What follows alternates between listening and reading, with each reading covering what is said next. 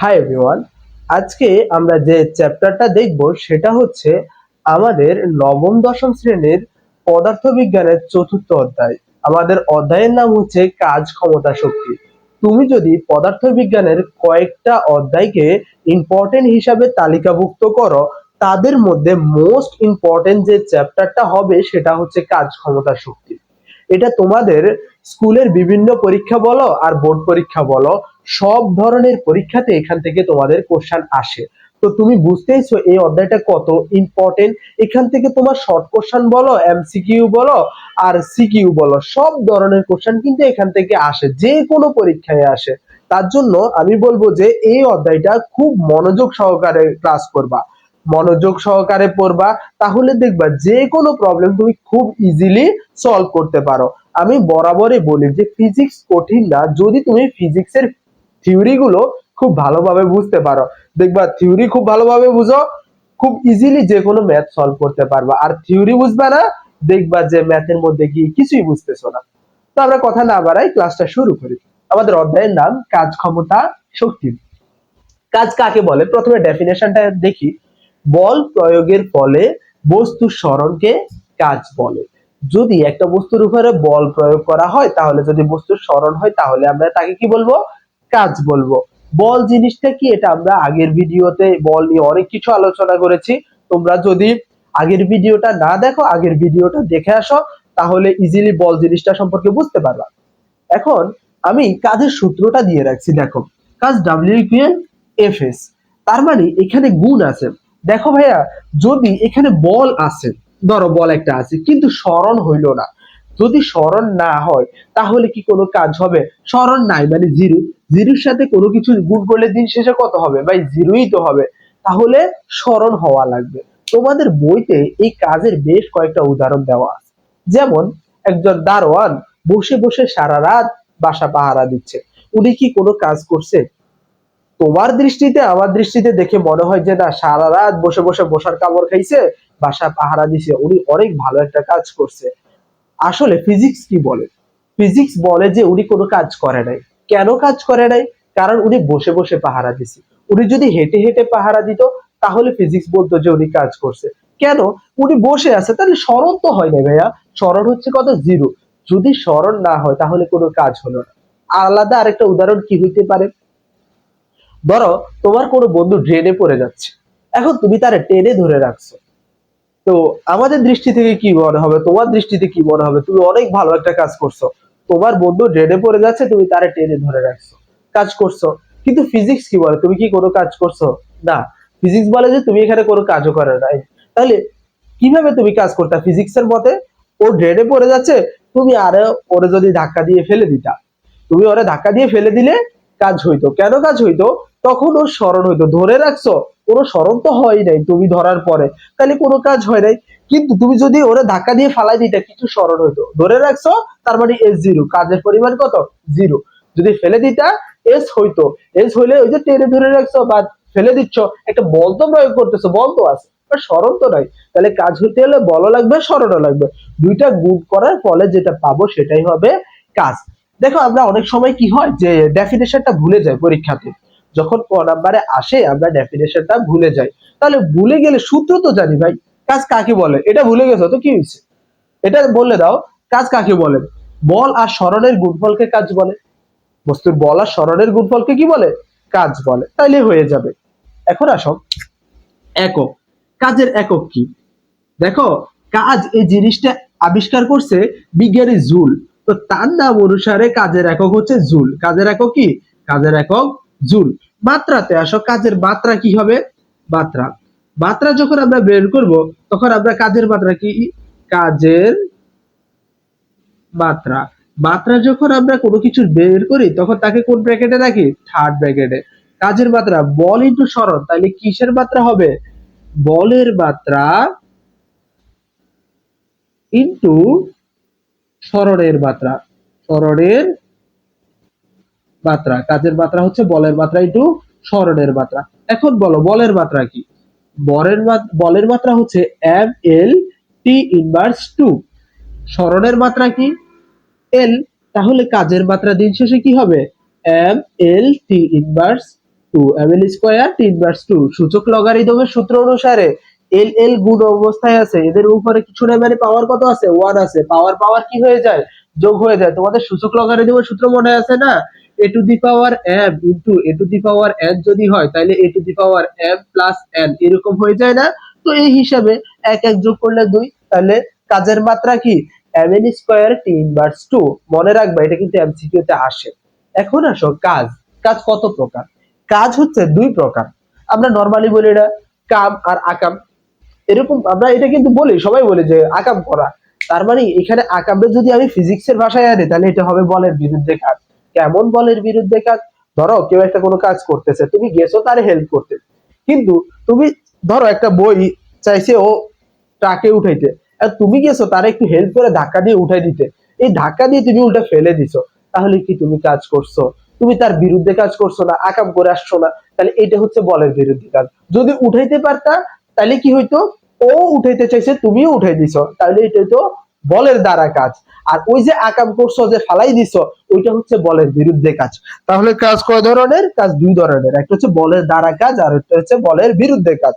তাহলে এখন যদি আমরা সুন্দর করে বলি বলের দ্বারা কাজ কাকে বলে, বলের দ্বারা কাজ কাকে বলে, বল প্রয়োগের ফলে যদি বস্তুর সরণ বলের দিকে হয়, অর্থাৎ তুমি যেদিকে বল প্রয়োগ করতেছো বস্তুর সরণটা ওই দিকে হয়েছে, তাহলে তাকে আমরা বলবো কি কাজ, বলের দ্বারা কাজ। আর বলের বিরুদ্ধে কাজ কি, বল প্রয়োগের ফলে যদি বস্তু বলের বিপরীত দিকে সরণ হয়, তুমি ধাক্কা দিছো এদিকে, বস্তু যাইতেছে তার বিপরীত দিকে, তাহলে এই কাজটা কি হবে, বলের বিরুদ্ধে কাজ। বল প্রয়োগে যদি বলের বিপরীত দিকে যায়, বলের বিরুদ্ধে কাজ। তাহলে এটাকে আমরা কি বলবো, ডাব্লিউ ইকুয়াল মাইনাস বিপরীত দিকে গেছে না, মাইনাস এফ এস। এটা হচ্ছে বলের বিরুদ্ধে কাজ হইলে এরকমটা হয়, অর্থাৎ কাজের মান যখন নেগেটিভ আসবে তখন আমরা কি বলবো, এটাকে বলের বিরুদ্ধে কাজ হইছে। তাহলে কাজ কয় প্রকার, দুই প্রকার, বলের দ্বারা কাজ, বলের বিরুদ্ধে কাজ। আলাদা আরেকটা উদাহরণ কি হতে পারে, ধরো তুমি মাটি থেকে কিছু একটা উপরে তুলছো, এখন তুমি চাইছো বস্তুটাকে উপরের দিকে উঠাইতে, কিন্তু বস্তুটা অভিকর্ষ চাইছে কোন দিকে, নিচের দিকে নামতে, কারণ পৃথিবী কি চায়, প্রতিটা বস্তুরে নিজের দিকে আকর্ষণ করে না। এখন তোমার দ্বারা যদি আমি কাজটা চিন্তা করি তাহলে কি হবে, এখানে কিন্তু একসাথে দুইটা কাহিনী ঘটে। তুমি উপরে উঠাইতে চাইছো, বস্তু উপরের দিকে উঠছে, তুমি উপরের দিকে বল প্রয়োগ করতেছো, বস্তু উপরের দিকে আসছে। তোমার দ্বারা যদি কাজ হয় তাহলে সেটা হবে বলের দ্বারা কাজে, যেদিকে চাইছো ওই দিকে গেছে। কিন্তু আমি যদি পৃথিবীর কথা চিন্তা করি, পৃথিবীর সাপেক্ষে যদি তুলনা করি, পৃথিবী চাইছে যে বস্তুরে নিজের দিকে টেনে রাখতে, কিন্তু যাইতেছে কোন দিকে, বিপরীত দিকে। তাহলে পৃথিবীর দ্বারা কাজটা কি, বলের বিরুদ্ধে কাজ না, এখানে একই সাথে দুইটাই ঘটছে, একটা হচ্ছে বলের দ্বারা কাজ আর একটা হচ্ছে বলের বিরুদ্ধে কাজ। এই হচ্ছে যে কাজের কাহিনী। এখন আমরা যে জিনিসটা দেখবো সেটা হচ্ছে শক্তি। শক্তি কাকে বলে, কাজ করার সামর্থ্যকে শক্তি বলে। কোনো বস্তু যদি কাজ করতে পারে বা কোনো ব্যক্তি যদি কাজ করতে পারে, তার ভিতরে যদি কাজ করার সামর্থ্যটা থাকে তাহলেই তার শক্তি আছে। যার কাজ করার সামর্থ্য নাই তার শক্তি নাই। আমরা তো একটা মানুষকে দেখতে অনেক মোটা দেখে মনে হয় যে আরে এর তো গায়ে অনেক শক্তি, কিন্তু ফিজিক্স কি বলে, ফিজিক্স বলে সে যদি কাজ করতে পারে তাহলে তার শক্তি আছে, যদি কাজ না করতে পারে, দেখতে যতই মোটা হোক, যতই পালোয়ান হোক, তার কোনো শক্তি নাই। যে যত বেশি কাজ করতে পারবে তার শক্তি তত বেশি। তাহলে কাজ করার সামর্থ্যকে কি বলি আমরা, শক্তি বলি। তাহলে এখানে কাজের একক যা, শক্তির এককও কিন্তু তা। তাহলে কাজের একক যা, শক্তির এককও কি তা। একক কি হবে তাহলে জুল। তাহলে মাত্রার দিক থেকে কি হবে, কাজের একক আর শক্তির এককের মাত্রা কি হবে, তাও সেম। মাত্রা কি হবে, M L square T inverse two, এটা হচ্ছে মাত্রা। তাহলে কাজের একক যা, শক্তির একক তা, কাজের মাত্রা যা, শক্তির মাত্রাও তা। এখন এই শক্তিটাকে আমরা দুই ভাগে ভাগ করতে পারি, কি কি, একটা হচ্ছে গতি শক্তি আর একটা হচ্ছে স্থিতি শক্তি বা বিভব শক্তি। এই দেখো শক্তি দুইটা, একটা হচ্ছে গতি শক্তি আর একটা হচ্ছে বিভব শক্তি বা স্থিতি শক্তি, যাই আমরা বলি না কেন। গতি শক্তি, গতিশক্তি কোনো বস্তুর গতির কারণ, কোনো বস্তুর গতির কারণে তার মধ্যে যে শক্তি থাকে, কোনো বস্তুর গতির কারণে তার মধ্যে যে শক্তি থাকে তাকে আমরা বলবো গতিশক্তি। তুমি যদি চাও যে ডেফিনিশনটা আরেকটু বড় করে লিখবা, তাহলে তুমি কি লিখতে পারো, শক্তি মানে কি, কাজ করার সামর্থ্য। তাহলে কোনো বস্তুর গতির কারণে তার মধ্যে কাজ করার যে সামর্থ্য তাকে আমরা গতিশক্তি বলি। আর যদি মনে করো যে না ভাইয়া এত বড় মুখস্থ করা আমার পক্ষে কষ্টকর, তাহলে এটা মুখস্থ করো যে কোনো বস্তুর গতির কারণে তার মধ্যে যে শক্তি থাকে সেটাই হচ্ছে গতিশক্তি। এখন এই যে গতিশক্তি, গতিশক্তির ইংলিশ কি? গতিশক্তি ইংলিশ হচ্ছে কাইনেটিক্স এনার্জি, কাইনেটিক এনার্জি। তাহলে কাইনেটিকের কে আর এনার্জির ই, তাহলে গতিশক্তির আমরা কি দ্বারা প্রকাশ করি? ই কে দ্বারা প্রকাশ করি। গতিশক্তি কি? E K, E K equal কি? Half M V square. গতিশক্তির সূত্র কোনটা? গতিশক্তির E K equal half M V square.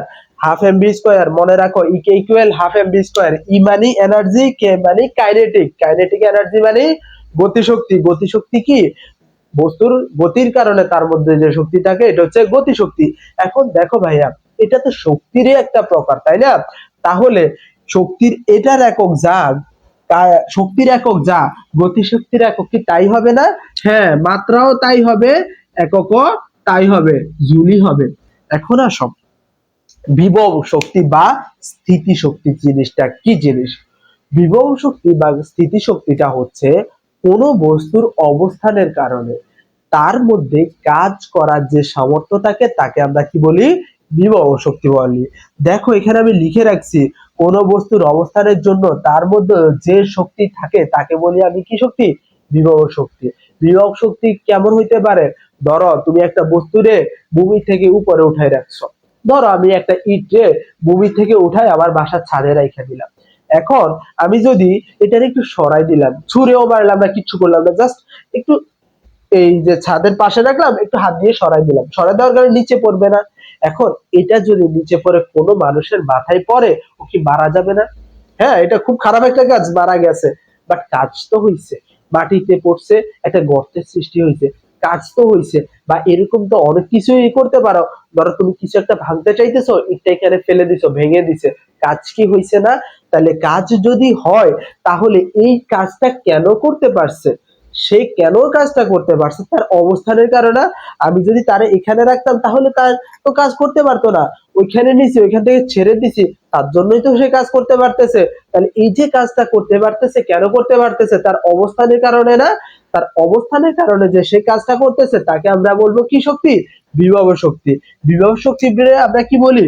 Potential energy, যাকে আমরা ইপি দ্বারা প্রকাশ করি। ই মানে এনার্জি, পি মানে পটেনশিয়াল, তাহলে পটেনশিয়াল এনার্জি ইপি ইকুয়াল কি? এমজিএইচ। ওই যে উপরে উঠাই নিলাম, এটা হচ্ছে সে উচ্চতা, আর এটা কি?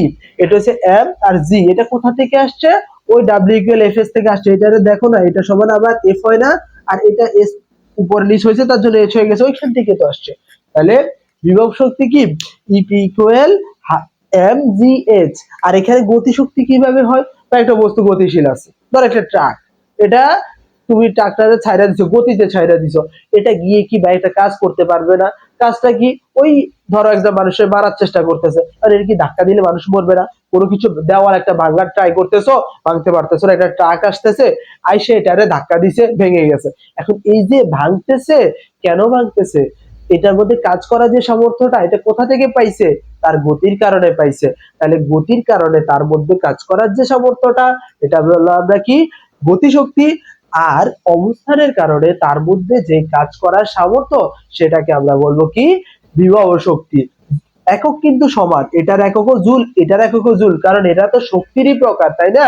শক্তির একক যদি জুল হয়, এদের একক কি হবে? জুলিত হবে। তাহলে মনে রাখবা, গতিশক্তি মানে কি? গতির জন্য যে শক্তি। বিভব শক্তি মানে কি? অবস্থানের জন্য যে শক্তি। একটারে বলবো গতিশক্তি, আর একটারে বলবো কি? বিভব শক্তি। পড়ার সময় এরকম মিলাই মিলাই পড়ার চেষ্টা করবা, তাহলে দেখবা বুঝতেছো, মাথায়ও থাকতেছে। আর যদি মিলাই না বুঝে পড়ো, তাহলে কি হবে? মুখস্থ করছো, সকালে ঘুমের থেকে ওইটা দেখবা কি? কালকে রাতও শেষ, পড়াও শেষ, রাতও নাই, মাথায় পড়াও নাই। তো যে কোনো জিনিস পড়ার সময় মনোযোগ দিয়ে পড়বা, বুঝে পড়ার ট্রাই করবা। বুঝে পড়লে দেখবা মাথায় রাখতে পারতেছো, আর বুঝে পড়বা না, মুখস্থ করতে থাকবা, মুখস্থ করতে থাকবা, দেখবা যে দিন শেষে কিচ্ছু নাই। তার জন্য বুঝে পড়ো। এটাই হচ্ছে যে বিভব শক্তি, যে একটা বস্তুরে তুমি অবস্থানের পরিবর্তন করছো, তার মধ্যে কাজ করার যে সামর্থ্য পাইছে, সেটাই হচ্ছে তার বিভব শক্তি। এখন কথা হলো যে অবস্থানের পরিবর্তন কি শুধু মাটি থেকে উপরে উঠাইলে হয়, আর কি কোনোভাবে হয় না? হ্যাঁ, আরো অনেক ভাবে হয়। কিভাবে হয় দেখো, একটা স্প্রিং এর কথা তুমি চিন্তা করো। একটা স্প্রিং এর কথা যদি আমি চিন্তা করি, একটা স্প্রিং ধরো এরকম অবস্থায় আছে, হ্যাঁ, এরকম অবস্থায় আছে। এখন এই স্প্রিংটাকে তুমি যদি টেনে লম্বা করো, লম্বা করে ফেললা, হ্যাঁ, তখন তার মধ্যে কি একটা কাজ করার সামর্থ্য পাবা না? হ্যাঁ, অবশ্যই পাবা। কারণটা হচ্ছে যখন লম্বা করে ফেলছো, এখন যখন ছেড়ে দিবে তখন এইদিকে কি সে কাজ করার একটা সামর্থ্য পাইতেছে না? তাহলে এই যে কাজ করার একটা সামর্থ্য পাইতেছে, তার মধ্যে একটা শক্তি আছে। হ্যাঁ, এই যে শক্তিটা হচ্ছে তার কি শক্তি? বিভব শক্তি। না হলে ধরো তুমি এই স্প্রিংটারে তুমি সংকোচন করে ফেলছো, চাপ দিয়ে সংকোচন করে ফেলছো, ছিল এতটুকু সংকোচন করে ফেলছো।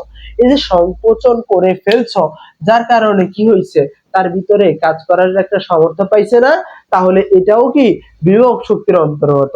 তাহলে বিভব শক্তিটা কি? এই যে স্প্রিং, স্প্রিং এর ক্ষেত্রে কি হবে? তাহলে স্প্রিং, স্প্রিং এর ক্ষেত্রে বিভব শক্তি কি হবে? স্প্রিং এর ক্ষেত্রে বিভব শক্তি হবে হাফ কে এক্স স্কোয়ার। স্প্রিং এর বিভব শক্তি কি? হাফ কে এক্স স্কোয়ার। এখন তুমি তো বুঝতেছো না যে ভাই এক্স জিনিসটা কি। নরমালি ধরো এটা একটা স্প্রিং, হ্যাঁ, এটার একটা লেন্থ দেওয়া আছে। এখন এটাকে আমি কতটুকু লম্বা করছি এই জিনিসটা হলো এক্স, বা তোমার এটারে চাপ দিয়ে কতটুকু সংকুচিত করছি, হ্যাঁ, অবস্থান থেকে অবস্থানের পরিবর্তন কতটুকু করছি, এই অবস্থানের পরিবর্তন যেটুকু করছি সেটাই হচ্ছে তোমার এক্স। আমি যদি এটারে ধরি L1, লম্বা করছি এই জিনিসটা হচ্ছে L2, তাহলে এক্স কি হবে? L2 মাইনাস L1 না? যেতটুকু আমি অবস্থানের পরিবর্তন করছি এই জিনিসটাই হচ্ছে এক্স। তাইলে শক্তি কে এক্স স্কোয়ার। এখন আবার ভাইয়া কে মানে কি? কে মানে হচ্ছে কি? স্প্রিং ধ্রুবক, স্প্রিং ধ্রুবক। এখন ভাইয়া এই যে স্প্রিং ধ্রুবক, সেটা আমি কোথা থেকে পাবো? স্প্রিং ধ্রুবক তো আমি জানি না স্প্রিং ধ্রুবকটা কি। স্প্রিং ধ্রুবকটা হচ্ছে যে, এখন আমরা দেখি স্প্রিং ধ্রুবকটা কি। ধরো এই স্প্রিংটাকে আমি লম্বা করতে চাচ্ছি, স্প্রিংটাকে কি করতে চাচ্ছি? লম্বা করতে চাইতেছি। এখন স্প্রিংকে যখন আমি লম্বা করতে চাই, তখন একটা বল প্রয়োগ করতেছি না স্প্রিং এর উপরে। কতটুকু লম্বা হবে? যত বেশি বল প্রয়োগ করব তত বেশি লম্বা হবে। এই এক্স দ্বারা তো আমি বুঝাইছি স্প্রিং কতটুকু লম্বা হচ্ছে বা কতটুকু স্প্রিং এর সরণ হচ্ছে। তাহলে আমি বল যত বেশি প্রয়োগ করব স্প্রিং তত বেশি লম্বা হবে, স্প্রিং তত বেশি লম্বা হবে। বল যত প্রয়োগ করব স্প্রিং তত বেশি লম্বা হবে। তাহলে এখানে আমরা বলি সব সময় প্রপোর্শনাল সাইন বা সমানুপাতিক চিহ্ন উঠায় আমরা কি আনি? একটা কনস্ট্যান্ট আনি। এই কনস্ট্যান্ট আমি কে বললাম? এখন এই কনস্ট্যান্ট আমি কোথায় আনলাম? একটা স্প্রিং এর সমীকরণের মধ্যে আনলাম। তাহলে এটাই হচ্ছে আমার কি? স্প্রিং ধ্রুবক। এখন যদি আমি এখান থেকে বলি তোমাকে, ভাইয়া আমি যে বলটা প্রয়োগ করতেছি এই বলটা স্প্রিং কর্তৃক যদি আমি চিন্তা করি, তাহলে এটা স্প্রিং এর বিরুদ্ধে বল প্রয়োগ করতেছি নাকি স্প্রিং এর পক্ষে বল দিচ্ছি? তখন তো তুমি বলতে পারবা স্প্রিং কর্তৃক যদি আমি এই জিনিসটা চিন্তা করি, তাহলে কি আমি এই বলটা কি স্প্রিং এর বিরুদ্ধে প্রয়োগ করতেছি না? স্প্রিং চাইতেছে কি? স্প্রিং চাইতেছে যে আমি একটা জায়গায় স্টেবল থাকবো, কিন্তু আমি তাকে স্টেবল থাকতে দিচ্ছি না, আমি টাইনা হয়তো লম্বা করতেছি অথবা চাপ দিয়ে সংকুচিত করতেছি, তার বিরুদ্ধে কাজ করতেছি। তাহলে এখানে কি হবে? একটা মাইনাস হবে না? এই বলটা হবে মাইনাস এফ কে। তাহলে এখান থেকে যদি আমি কেটা বের করি, কে ইকুয়াল কি হবে? মাইনাস এফ বাই এক্স না? এখান থেকে আমি এই কেটার মান পাবো। এই যে এটাকে স্প্রিং ধ্রুবক কেন বলতেছি, বা কনস্ট্যান্ট, ইংলিশ হচ্ছে কনস্ট্যান্ট আর বাংলাতে আমরা বলি ধ্রুবক, কেন বলতেছি? কারণটা হচ্ছে প্রতিটা স্প্রিং এর জন্য এই কে এর মান নির্দিষ্ট। ধরো একটা স্প্রিং নিছো, এই স্প্রিং এর জন্য কে এর মান কিন্তু ফিক্সড থাকবে। এফ এর মানের পরিবর্তন হবে, এক্স এর মানের পরিবর্তন হবে, কিন্তু কে এর মানের কোনো পরিবর্তন হবে না। যার কারণে এটা হচ্ছে একটা স্প্রিং ধ্রুবক। তো এখান থেকে স্প্রিং ধ্রুবকটা আসছে। তাহলে এই ক্ষেত্রে স্প্রিং এর ক্ষেত্রে বিভব শক্তি কি হবে? স্প্রিং এর ক্ষেত্রে বিভব শক্তি, বিভব শক্তি কি হবে? হাফ কে এক্স স্কোয়ার। এই জিনিসটা মাথায় রাখো, স্প্রিং এর কর্তৃক বিভব শক্তি কি? হাফ কে এক্স স্কোয়ার। স্প্রিংও কিন্তু বিভব শক্তি। কেন বিভব শক্তি? কারণটা হচ্ছে যে তার আমরা কিসে কাজ করতেছি? তার অবস্থানের কারণে তার মধ্যে কাজ করার একটা সামর্থ্য পাইছি। তাহলে অবস্থানের কারণে কাজ করার সামর্থ্য পাইলে তারে আমরা কি বলবো? বিভব শক্তি। এটাই হচ্ছে যে শক্তির কাহিনী, কিন্তু এখানে শক্তি তোমাদের বইতে দেখবা যে শক্তির আরো কিছু জিনিস দেওয়া আছে, যেটা হচ্ছে নবায়নযোগ্য শক্তি, অনবায়নযোগ্য শক্তি। এই জিনিসগুলা কি? দেখো, এগুলো আমি জাস্ট তোমাকে মুখে বলে দিচ্ছি, তাও তোমরা বই পড়বা, বই পড়লে আরো বিস্তারিত বুঝতে পারবা। নবায়নযোগ্য শক্তি, যে শক্তিকে বারবার ব্যবহার করা যায় সেটা হচ্ছে নবায়নযোগ্য শক্তি, আর যেটাকে বারবার ব্যবহার করা যায় না সেটা হচ্ছে অনবায়নযোগ্য শক্তি। নবায়নযোগ্য শক্তির উদাহরণ কি হতে পারে? ধরো, এই যে সমুদ্রের পানি বা নদীর পানি, এখানে আমি একটা টারবাইন বসাই দিলাম, পানিটা যখন এদিক থেকে ওইদিকে যাচ্ছে, অর্থাৎ জোয়ার ভাটা হচ্ছে, তখন এই পাখাটা ঘুরতেছে, ফলে বিদ্যুৎ তৈরি হইতেছে। এখন এই পানিটা কি এদিক থেকে এদিকে গিয়ে শেষ হয়ে গেছে? না, আবার এটা কিছুক্ষণ পরে এদিকে আসবে, আবার এইদিকে যাবে। অর্থাৎ কি, আমি এই পানিটাকে বারবার ব্যবহার করতে পারতেছি। যে জিনিসটাকে আমি বারবার ব্যবহার করে শক্তি পাবো সেটাই হচ্ছে আমার নবায়নযোগ্য শক্তি। আর যেটাকে একবার ব্যবহার করে শেষ, আর বারবার শক্তি ব্যবহার করতে পারতেছি না, সেটা কি? অনবায়নযোগ্য শক্তি। যেমন কি হইতে পারে? গ্যাস। তুমি যদি চুলায় গ্যাস জ্বালাও, ওই গ্যাসটা তো শেষ, এটা কি আর কি তোমার ফিরে এসে আবার জ্বালাইতে পারবা, আবার তাপ পাবা? না। তাহলে এটা কি ধরনের শক্তি? অনবায়নযোগ্য শক্তি। এখন শক্তির উৎস আবার কি হইতে পারে? নবায়নযোগ্য শক্তি, সৌরশক্তি। সূর্যের আলো থেকে শক্তি পাইতেছো, এটা কি শেষ হয়ে যাচ্ছে একবারে? না, প্রতিদিনই আমাদের সূর্যের আলো উঠে, প্রতিদিনই এখান থেকে আমরা শক্তি পাই। তাহলে এটাও কি যোগ্য শক্তি? নবায়নযোগ্য শক্তি। আরো শক্তি তোমাদের কিছু কথা বলা আছে, যে শক্তি উৎস কোথা থেকে শক্তি পাই, কি এই জিনিসগুলা তোমরা নিজেরা বই পড়বা। এই জিনিসগুলা তোমরা ভিডিও দেখে যতটুকু বুঝবা, তার থেকে নিজেরা বই পড়লে আরো ভালোভাবে বুঝবা। তো এই জিনিসগুলা তোমরা বই পড়ে বুঝার ট্রাই করবা। এখন আমরা যে টপিকটা দেখবো সেটা হচ্ছে ক্ষমতা। ক্ষমতা জিনিসটা কি? আমরা কিন্তু এখন ক্ষমতার সাথে অনেক পরিচিত। ক্ষমতা যার, রাজ্য তার, যার যত বেশি ক্ষমতা সবকিছুই তার। তো ফিজিক্সে ক্ষমতা কি? ক্ষমতা হচ্ছে সময়ের সাথে কাজের হারকে ক্ষমতা বলে। কাজের হার করতেছি কার সাথে? সময়ের সাথে। হার করা মানে কি ভাইয়া? ক্ষমতার ইংলিশ কি? পাওয়ার না? পাওয়ারের প্রথম অক্ষর পি। আর তাহলে ক্ষমতার সূত্র কি হবে? পি ইকুয়াল হার করতেছি, হার মানে একটাকে একটা ভাগ দেওয়া। কাজ, কাজকে কি দিয়ে ভাগ দিতেছি? সময় দিয়ে ভাগ দিতেছি। সময়, তাহলে ক্ষমতা কি হবে? P equal W by T. তাহলে ক্ষমতা কি? P equal W by T. তাহলে ডব্লিউ রে যদি তুমি টি দিয়ে ভাগ দাও, যেটা পাবা সেটা হচ্ছে কাজ। তাহলে এই যে টিটা, তার মানে কি? একক সময়। তাহলে আমি এখান থেকে বলতে পারি না যে একক সময়ে কাজের হারকে, একক সময়ে, এটা যদি এমনি দিই, একক সময়ে, একক সময়ে কাজের হারকে কি বলি? আমরা ক্ষমতা বলি, বা সময়ের সাথে কাজের হারকে ক্ষমতা বলি। এমনি বললেও হবে, অমনি বললেও হবে। তাহলে ক্ষমতা জিনিসটার সূত্র কি? পি ইকুয়াল ডব্লিউ বাই টি। এখান থেকে যদি আমি ক্ষমতার একক বের করি, একক কি হবে? মাথায় রাখবা, ক্ষমতার একক ওয়াট। ক্ষমতার একক কি? ওয়াট। এটাকে আমরা কি দ্বারা প্রকাশ করি? ডব্লিউ দ্বারা প্রকাশ করি। ক্ষমতার একক ওয়াট, যেটাকে আমরা ডব্লিউ দ্বারা প্রকাশ করি। এই ডব্লিউ মানে কিন্তু কাজ না, এখানে কাজ প্রকাশক হিসাবে যখন ডব্লিউ বসে তখন আমরা বলবো কি? তখন আমরা বলবো এটা কাজ। আর যখন একক হিসাবে বসবে তখন আমরা ডব্লিউ দ্বারা কি বুঝবো? ওয়াট বুঝবো। এখন আসো মাত্রা। মাত্রা কি হবে? ক্ষমতার মাত্রা হবে কাজের মাত্রা। ক্ষমতা, ক্ষমতা, আচ্ছা মাত্রা কি হবে? ক্ষমতা। তাহলে ক্ষমতার মাত্রা, ক্ষমতা যেটার আমরা মাত্রা বের করবো এটাকে থার্ড ব্র্যাকেটের ভিতরে রাখবো। কাজের মাত্রা, কাজের মাত্রা, কাজের মাত্রা ইনটু সময়ের মাত্রা, সময়ের মাত্রা, সময়ের মাত্রা, কাজের মাত্রা ইনটু সময়ের মাত্রা সমান কিসের মাত্রা? সমান হচ্ছে আমার ক্ষমতার মাত্রা। এখন কাজের মাত্রা কি? একটু আগে আমরা দেখছিলাম M L square T inverse 2। আর কাজের মাত্রা কি? টি। তাহলে সরি, সময়ের মাত্রা টি। তাহলে দিন শেষে কি আসতেছে? M L square T inverse 3। এটাই হচ্ছে কিসের মাত্রা? ক্ষমতা। ক্ষম সরি, ক্ষমতা, এটা হচ্ছে আমাদের ক্ষমতা। তাহলে ক্ষমতা কি? W equal, sorry, P equal W by T. তাহলে এটার যদি আমরা একটু ঘুরাই তাহলে কি হইতে পারে?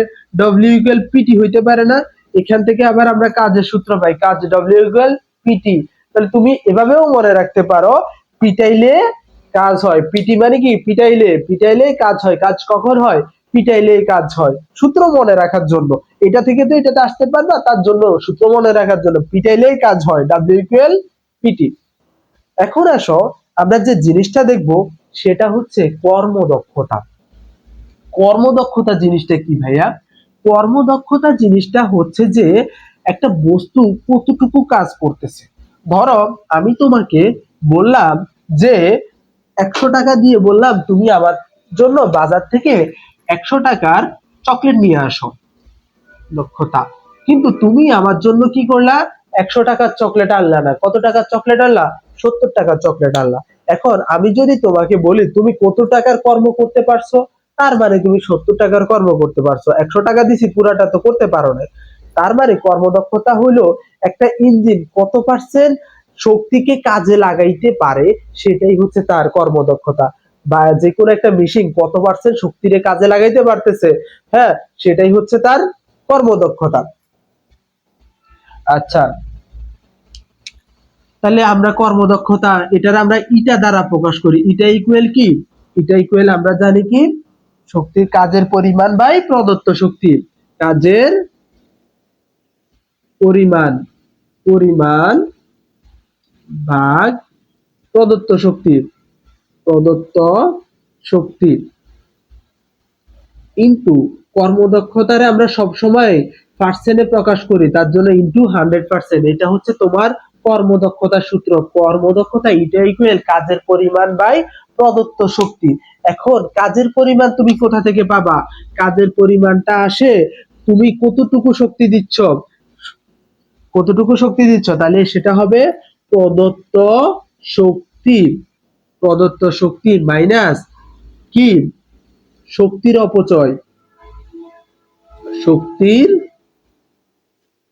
অপচয়, শক্তির অপচয় বাই প্রদত্ত শক্তি, প্রদত্ত শক্তি ইন্টু 100%। এই জিনিসটা কি ভাইয়া? এই জিনিসটা হচ্ছে যে ধরো তুমি একটা মেশিনের মধ্যে হ্যাঁ, তুমি একটা ইঞ্জিনের মেশিনের যে পরিমাণ শক্তি পাওয়ার কথা, সেই পরিমাণ শক্তি ছিল কতটুকু? ধরো 100 ওয়াট। কিন্তু হ্যাঁ, শক্তি 100 জুল শক্তি পাওয়ার কথা ছিল, কিন্তু সেটা পায় নাই। সে পাইছে কতটুকু? কাজ করতে পারছে কতটুকু? 70। তার মানে বাকি 30 কই গেল? বাকি 30 অপচয় হয়ে গেল না? তার মানে প্রদত্ত শক্তি, টোটাল শক্তি যেটা দিছো সেটার থেকে আমি অপচয়টা যদি বাদ দিয়ে দিই, তাহলে তো আমি কতটুকু কাজ করতে পারছে সেটা তো আমি বের করতে পারবো। তার জন্য আমি লিখি কি? প্রদত্ত শক্তি মাইনাস শক্তির অপচয়, মানে কতটুকু শক্তি কাজে লাগাইতে পারছে। এটা থেকে এটা মাইনাস করা মানে তো শক্তি কতটুকু কাজে লাগাইতে পারছে, তাই না? আর বাই প্রদত্ত শক্তি ইনটু 100%। 100% কেন দিই? কারণটা হচ্ছে আমরা এটা জিনিসটাকে কিসে প্রকাশ করি? কর্মদক্ষতাকে আমরা পার্সেন্টে প্রকাশ করি। এটাই হচ্ছে তোমাদের কর্মদক্ষতা। কর্মদক্ষতা কি? কাজের পরিমাণ বাই প্রদত্ত শক্তি ইনটু 100%। সূত্র মনে রাখো, তাইলে হয়ে যাবে। এই যে জিনিসগুলো, এগুলোই ছিল কি তোমার এই অধ্যায়ের বুঝার মতো জিনিস। আমরা এই অধ্যায় সম্পর্কিত এর পরবর্তী ভিডিওতে ম্যাথ প্র্যাকটিস করব। তো আজকের ভিডিও এই পর্যন্তই থাক। তোমরা ভিডিওটা মনোযোগ সহকারে যদি দেখে থাকো, আশা করি যে তোমরা সবকিছুই বুঝতে পারছো। আর এখন বুঝে থাকলে তো হবে না, এই জিনিসগুলোকে তোমার এখন বুঝে বুঝে নোট করা লাগবে, তাহলে দেখবা যে প্রপারলি তোমার অধ্যায়টা শেষ হবে। তো আজকের ভিডিওটা এই পর্যন্তই। আমরা পরবর্তী ভিডিওতে যখন ম্যাথ নিয়ে আসব, দেখবো যে ওই ভিডিওটাতে কিভাবে এই থিওরি গুলা কাজে লাগায় আমরা ম্যাথ সলভ করতে পারি। ওই ভিডিওটা যেন ছাড়া মাত্রই তোমার কাছে যায়, তার কারণে সাবস্ক্রাইব করে রাখবা চ্যানেলটা, আর বেল আইকন প্রেস করে রাখবা, যেন ভিডিও ছাড়া মাত্রই তোমার কাছে নোটিফিকেশন চলে যায় যে না, তোমার এই অধ্যায়ের থিওরি তো এত কষ্ট করে তুমি পড়লা, এখন ম্যাথ আসছে, দেখো তুমি থিওরি যদি বুঝে থাকো কত ইজিলি ম্যাথ সলভ করতে পারো। তো পরবর্তী ভিডিও আসা পর্যন্ত এখানেই থাক। আমরা পরবর্তী ভিডিওর অপেক্ষায় থাকবো ইনশাআল্লাহ। সে পর্যন্ত ভালো থাকবা, সুস্থ থাকবা, ভালো করে পড়াশোনা করবা, মন দিয়ে পড়াশোনা করবা। আল্লাহ হাফেজ।